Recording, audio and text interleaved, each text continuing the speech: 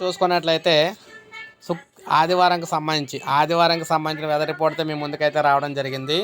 So మీరు ఇక్కడ చూసుకున్నట్లయితే ఇక్కడ అల్పపీడనం అయితే ఏర్పడింది అనమాట.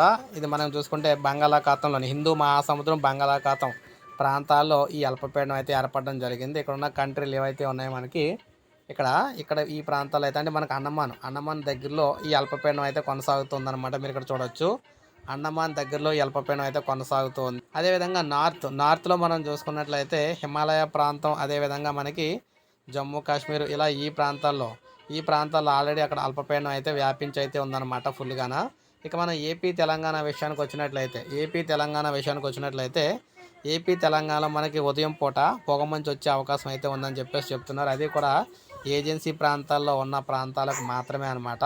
కోస్టల్ ఏరియా ప్రాంతాల్లో ఉన్నట్లకైతే అంతగా అయితే ఏమి ఉండదని చెప్తున్నారు. అయితే తెలంగాణలోను అటు ఏపీలోను మనకి ఆదివారం కూడా వర్షాలు అయితే పడే అవకాశాలు లేవనేసి చెప్తున్నారు. సో ఈ విధంగా ఎండలే కాస్తాయని చెప్తున్నారు. ఇక్కడ ఏదైతే మనం ఒకటి చెప్పుకున్న అల్పపీడనం ఉందో అది అండమాన్ ఏరియాలో అయితే కొనసాగుతూ ఉందన్నమాట. సో ఏపీ తెలంగాణకి అయితే ఎటువంటి అయితే వర్షాలు వచ్చే అవకాశం అయితే లేదు. సో ఇది మనకి ఆదివారంకి సంబంధించిన లేటెస్ట్ అప్డేట్. ప్రతిరోజు వెదర్ రిపోర్ట్ ఇస్తుంటాను. ఒక లైక్ చేయండి, సబ్స్క్రైబ్ చేసుకోండి, మన ఛానల్ సబ్స్క్రైబ్ చేసుకోండి.